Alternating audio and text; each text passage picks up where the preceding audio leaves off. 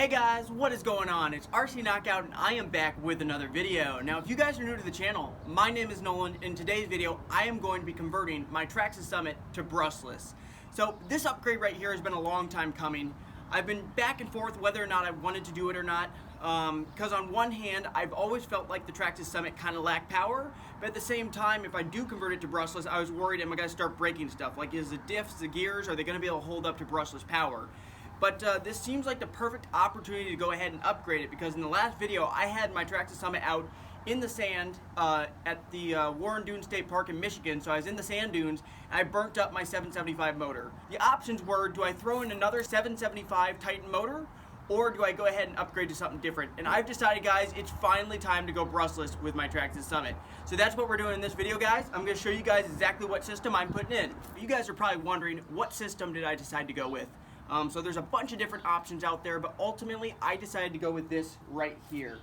So this right here is the VXL 2200 kV motor that comes out of the Traxxas eRevo 2.0, and it's centerless. So it's a centerless brushless motor. I'm going to be pairing it with the ESC. This is a VXL 6S ESC, which is also out of an eRevo 2.0. It also comes in the UDR, so the Ultimate Desert Racer by Traxxas. And that's why I'm putting in this. Now this is not going to be the greatest for crawling.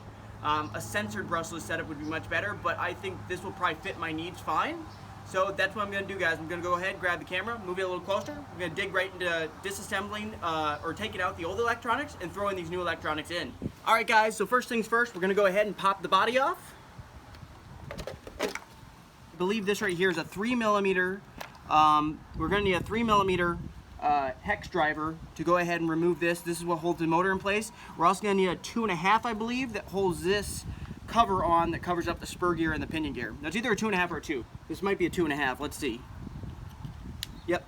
So this one right here, guys, the one that actually holds the cover that covers up the spur and the pinion gear, that's a 2.5. Just unscrew that real fast. I'm doing this video outside. There's a little bit of a breeze today, so I'm hoping you guys can hear me all right. I haven't really tried doing a repair or this type of video outside. Usually I leave outside, I'm just doing running videos, so this is something a little bit different for me. Alright, and then we're going to grab our 3mm right here, and we're going to go ahead and loosen up this right here. And actually, I can't fit this in right here, my hex driver, without this mount being in the way, so I'll grab my little Allen's keys, which is this a 3 right here? Yes. Alright. And we'll go ahead and loosen this up. Alright, we got that out. And now the motor is actually going to be free. So it just slides out like that. I'm just going to set it aside because now what we're going to do is we're going to go ahead and remove the ESC, which that's held on by two 2mm screws, one here and one here. We're also going to want to get the 2mm off of the receiver box. There's 4 of them, so we can actually get in and disconnect the ESC from the receiver. So I will grab my 2mm right here and just buzz those off real quick. So I got the cover off, set that aside. Just need to be very careful, I don't want to lose anything. Alright, and then we're also going to get this one off right here. This one that also holds down, and that keeps the water from getting in the receiver box. That's also 2mm, and that comes off just like such. Set that stuff aside, and we're basically in. So we can go ahead and remove the 2 mils that hold the ESC on. I'm wondering if this ESC will go right in its spot. I don't know. The dimensions might be different, but we will see. Because ideally, if it could screw to the same spot, that'd be awesome. Alright, set those aside, and basically, guys, now I just need to disconnect it from the receiver, and then we're going to be done with this, and we'll be able to throw the new system in. Alright, so the last thing we're going to need from this is we need this motor mount. So these are 2.5 screws right here and here, and then we're also going to need the 17-tooth pinion, because we're going to go ahead and throw that on the new motor as well. So I'm going to go ahead, grab my 2.5mm. Alright, so go ahead and remove these with our 2.5.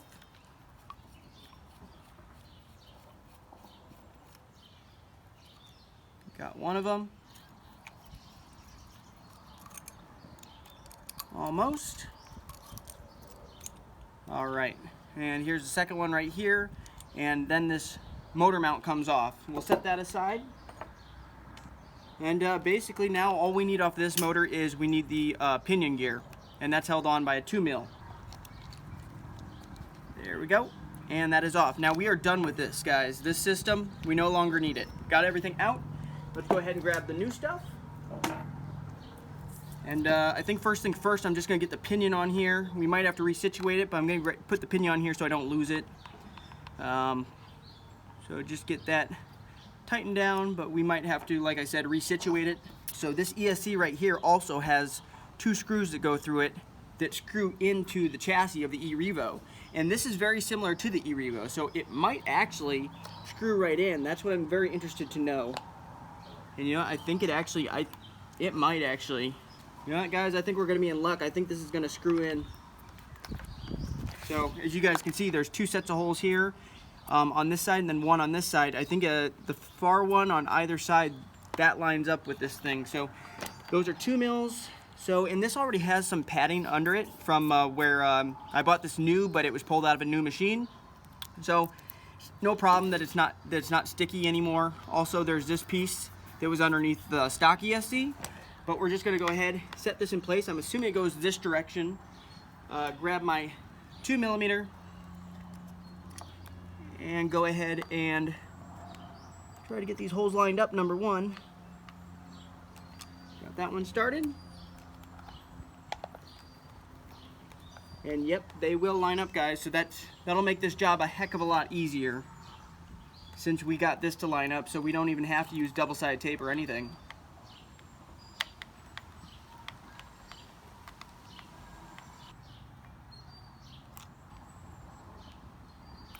Alright, guys, and we have got the ESC. Whoops, I bumped the camera. We've got the ESC in place. It's actually, because I cinched that down so tight, it's actually pulling up on the side of the chassis here. So I might actually loosen it a bit on this side. So then it can move a little bit. That'll be fine. Alright, I'm going to go ahead and flip the RC around because now what we have to do is we have to route the wire, the ESC wire. So I just routed it right here underneath of the, this is for the, is this for the 2-speed? No, this is for the rear differential lock. I wired it underneath of there, and then I'm going to need to wire it up through here. You guys probably won't be able to see this, but I'll show you the end result once I get it finagled in there. Alright, I got it, guys. You guys can see how I have it now. So I have it routed, and don't worry, this wire's kind of close to the spur gear, but this little shroud right here actually, this part right here actually covers it up. So I don't think we're going to have any issue with the wire getting caught up in the spur gear. And then this plugs right into, I believe, channel number 2, I believe. Alright, guys, so now I can go ahead and I'll probably do that off camera. I'll just go ahead and get all this tidied back up, push back in, and get the cover back on this. And then we can go ahead and install the motor. So off camera, I got all this tidied up. I got the wires all routed. I got the receiver box cover back on and all those wires pushed down under there. So now what we have to do, guys, is we have to go ahead, grab this motor mount right here, and we have to go ahead and attach it to the new motor. I have to see how I want this to fit. There's a bunch of different hole options, so got to figure that out. And since this is going into metal, I'm going to use the dab thread lock. We've got our 2.5 millimeter screws. I'm going to use a dab of thread lock on them. So I got my orange thread locker right here. Alright. Trying to get the holes to line up. Uh-oh. Okay, we do have an issue, guys. These are not 2.5 millimeter screw holes right here, so I need 2 millimeter screws, which I don't know if I carried any screws with me. I'll have to search off camera, guys, and I'll be right back with you guys. Alright, guys, I did not come prepared.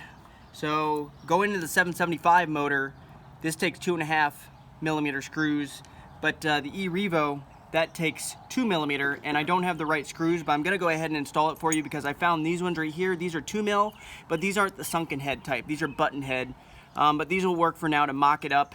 I'll put it all back together for you guys on camera, and then I'll just have to go back later and go ahead and swap them out for the sunken head ones. But so I'm not going to bother putting thread lock on right now since I know this is coming off later, but looks like these 2 holes right here will line up. So alright, we finally got that one started. Button head probably will work, but I'd rather use the proper screws that should go in there, which are sunken head, which I'm pretty sure I have some at home. Grab another button head one and line up the holes.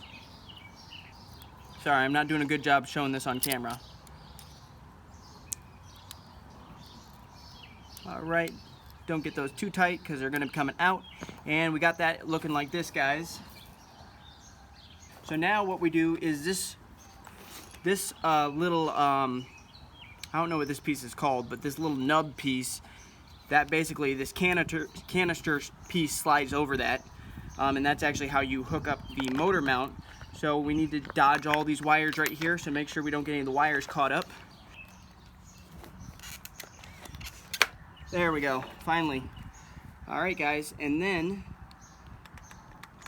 actually I got the pinion set up pretty good too, so then we can basically slide the motor. And I don't have these wires pointed where I would probably like them. I probably don't want them downward like that. Basically what we do, guys, we just set the gear mesh, which I'll just say right around there is good. Go ahead, put our 3mm back in. It holds the motor in place. And crap, I need the short one. Let me know, what do you guys think of this? Also guys, if you're liking this video, go ahead and give it a thumbs up. I'd greatly appreciate that. It really helps out the channel as well as this video. Motivates me to make more videos like this because install videos always take a long time and they don't tend to get a lot of views. So it really helps when you guys are watching the videos and you're hitting the like button and supporting the channel. I really do appreciate that. So we got that like that, guys. Got the gear mesh set pretty good. The pinion's in there. So what we can do now, guys, is well, we can go ahead and plug the leads into the ESC. So blue to blue, black to black, and white to white. And I might end up using like something to help hold this down. Maybe a zip tie or something holding it to this brace right here. Make it look a little tighter. And now what we can do is we can go ahead and grab this cover that covers the spur and the pinion gear. And this just goes, let me turn this so you guys can see. This just goes like such. As you guys can see with this wire, it helps prevent that wire from ever getting caught up. Really makes it where it's not really even possible for the wire to get caught up in the spur gear. And that is I believe that's actually a 2.5. We're going to go ahead and screw the 2.5 in.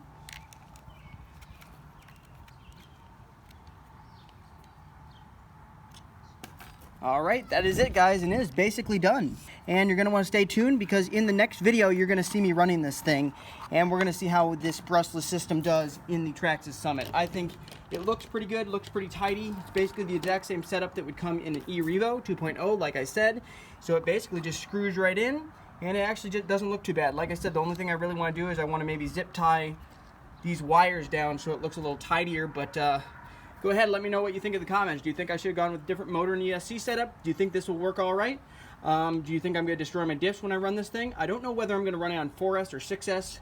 That'll be determined, but we will see going forward. I do have that metal spur gear in now. That's definitely something I wanted to upgrade, but I am a little bit concerned, will the diffs hold up to this amount of power, the brushless power?